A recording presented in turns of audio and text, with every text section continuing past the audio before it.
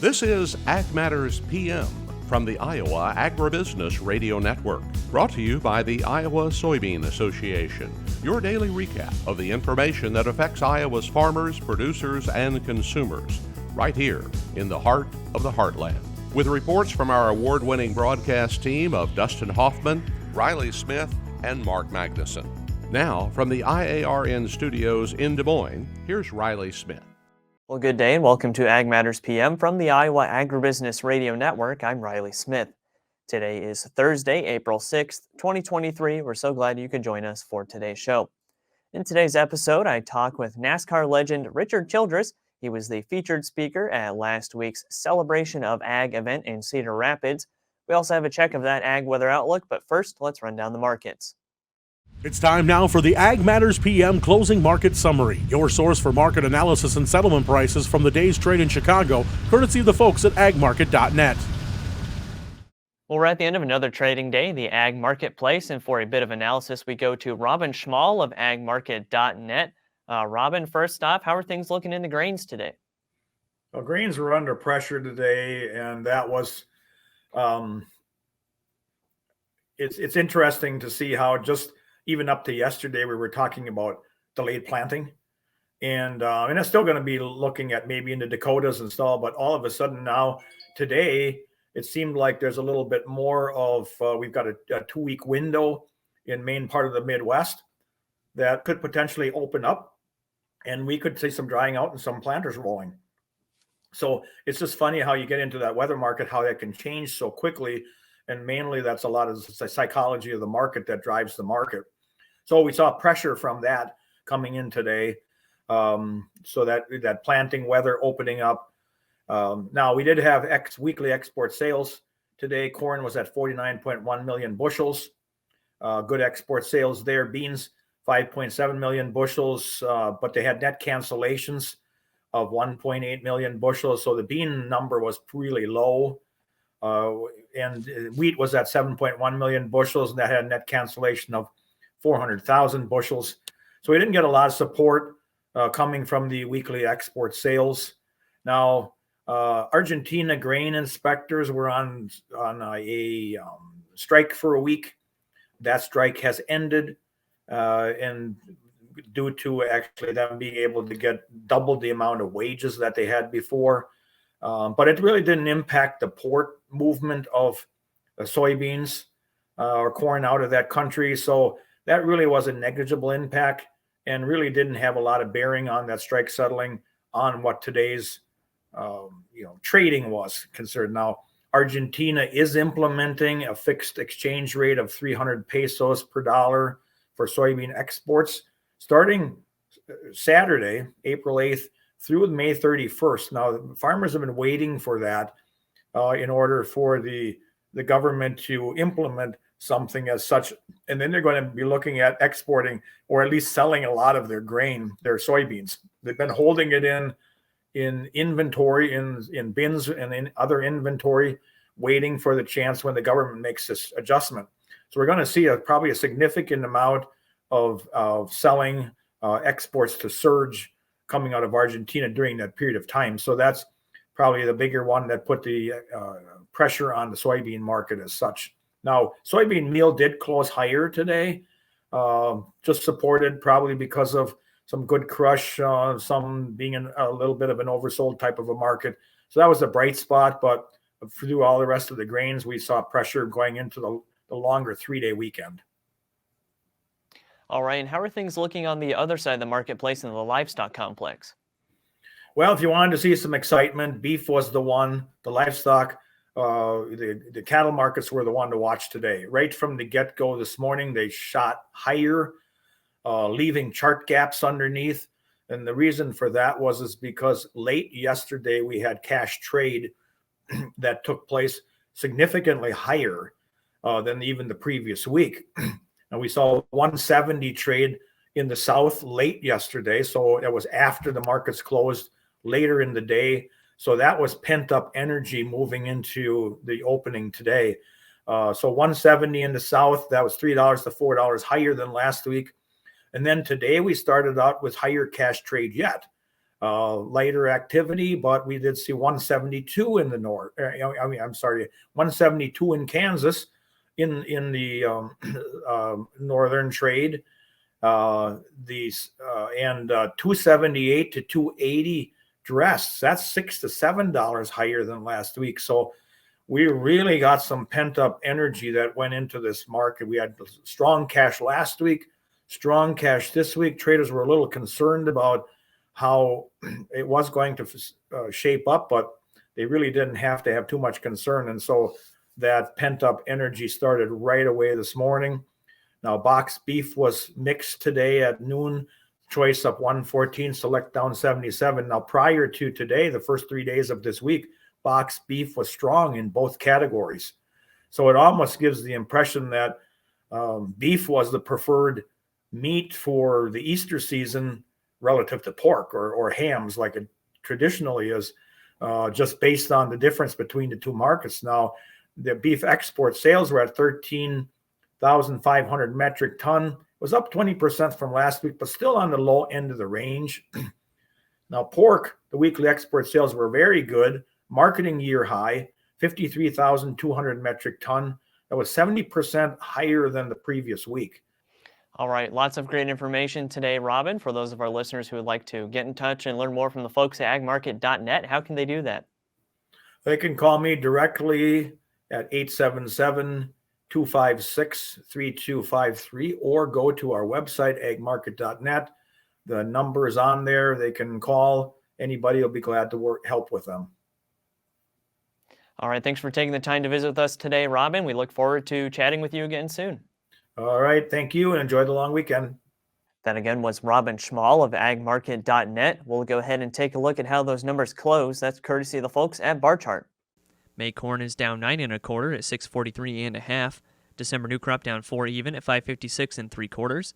May soybeans down 18 1/2 at 1492 1/2. November new crop down 6 1/4 at 1309 3/4. May soybean meal up 370 at 454.30. Soybean oil down 69 at 54.53. Chicago wheat down 6 1/2 at 675 1/2. Minneapolis spring wheat down 1 1/2 at 872 even. Kansas City hard red wheat up 3 even at 864 1/2. May oats up 2 1/4 at 340 1/4. On the Merc, April live cattle up 267 at 171.07. May feeders up 330 at 205.40. April lean hogs up 75 at 74.15. May pork cutout up 110 at 88 even. April class 3 milk up 7 cents at 18.74. And that's been a check of the markets here on Ag Matters PM. We're going to go ahead and take a quick break to hear from our sponsor, the Iowa Soybean Association and the Soy Checkoff. When we come back, I talk with Richard Childress, owner of Richard Childress Racing. This is Ag Matters PM. Iowa Soybean Association is driven to deliver for Iowa's 40,000 soybean farmers. We're proud to provide objective agronomic research, a helping hand with soil and water stewardship, and timely industry news powered by the Soybean Checkoff. Learn more at iasoybeans.com. Welcome back to Ag Matters PM from the Iowa Agribusiness Radio Network. I'm Riley Smith. Well, last week was the 35th annual Celebration of Ag Dinner in Cedar Rapids. Of course, Cedar Rapids being quite a hub for agricultural production, especially here in the Midwest. And the keynote speaker was Richard Childress. Of course, many of you know him as a NASCAR legend, owner of Richard Childress Racing. He is also a member of Growth Energy and a lifelong farmer. So I had the chance to talk with him about his journey in agriculture, as well as how racing has kind of led him back into agriculture and how he still has those ties today. We are here with NASCAR legend Richard Childress. Honored to speak with you today. We're here at the Celebration of Ag Dinner in Cedar Rapids. Mr. Childress, just tell us a little bit about what brings you here to this dinner today as the featured speaker. Well, I was asked to come and speak at this. Dwight Hughes with the Hughes Nursery talked to us about having me come and speak. And, you know, I'm tied with agriculture quite a bit. We have a winery that grow grapes in. I'm on the board of directors. We're Growth Energy, which we represent close to 100 different ethanol plants throughout the country. And so I came up to talk a little bit about that in my old farming days. I got cattle. We do corn, soybeans. We make our own hay today for our cattle. And so, you know, I'm just an old farm boy.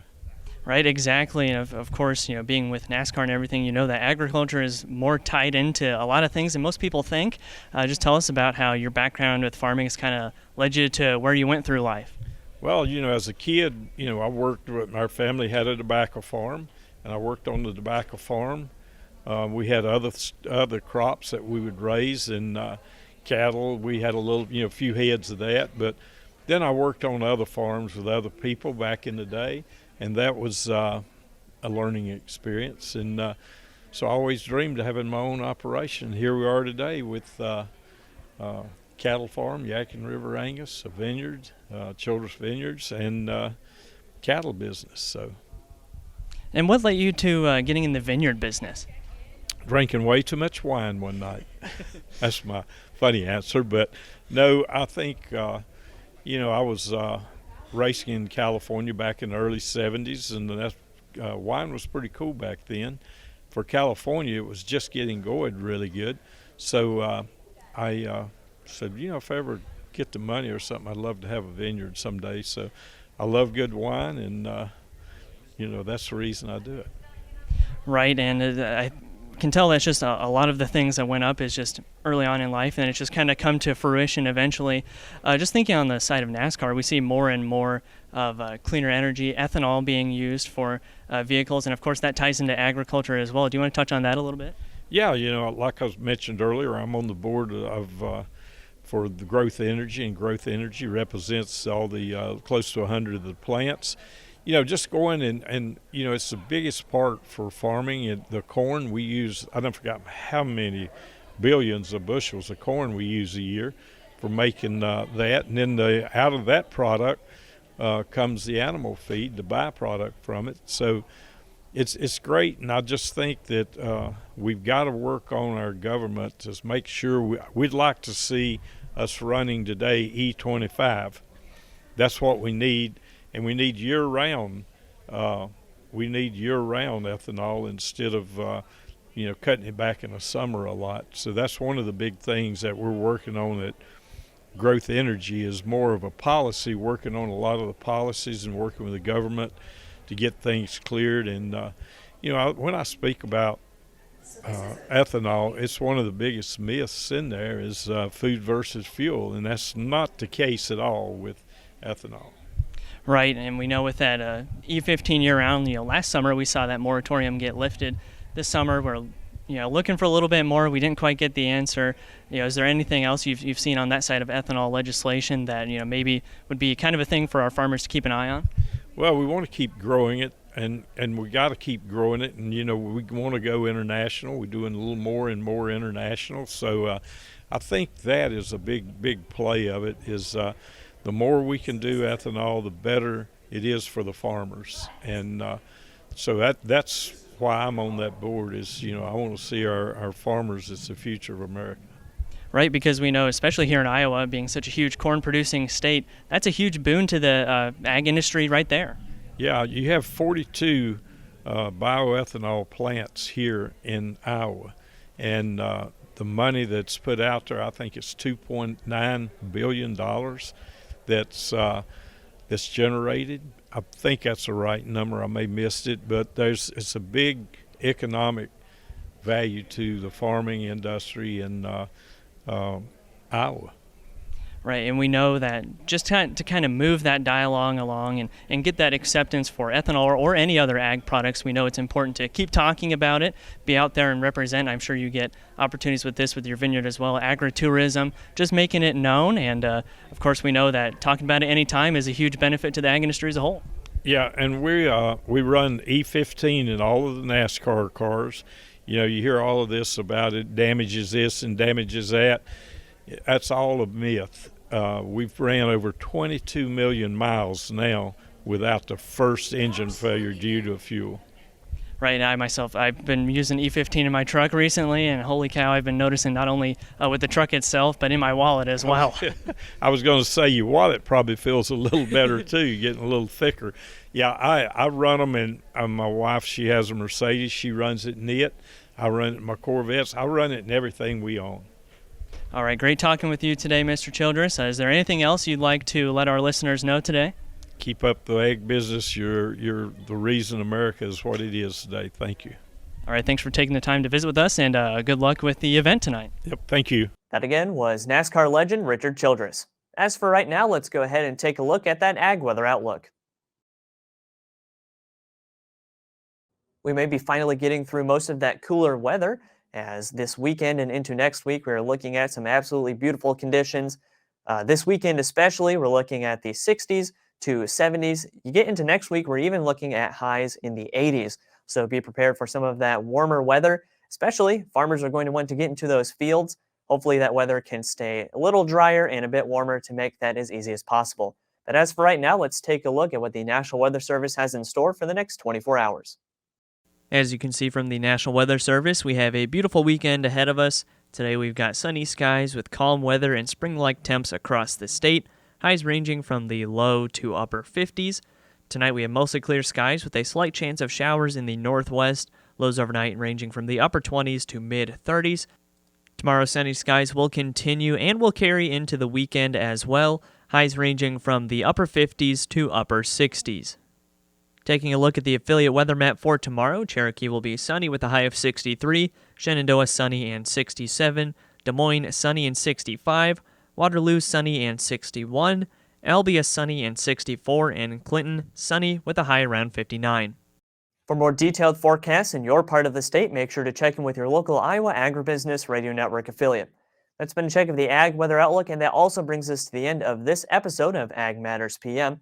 As a reminder, tomorrow is Good Friday. The markets will be closed, and we will not have another episode, so we will see you after this weekend. You can find all of our content on our website at iowaagnet.com. You can also follow us on social media at Facebook, Twitter, TikTok, and LinkedIn. You can find all of our video content as well as previous episodes of AMPM on our YouTube channel. So don't forget to subscribe and hit the notification bell to see when those videos go live. Make sure you check out our website as well for our free Twice Daily Market podcasts. You can find them wherever you find your favorite podcasts on Apple, Amazon, Google, Spotify, and Podbean. From the IARN studios in Des Moines, I'm Riley Smith. On behalf of Mark Magnuson and Dustin Huffman, we thank you for watching, and we will see you next week. This is Ag Matters PM.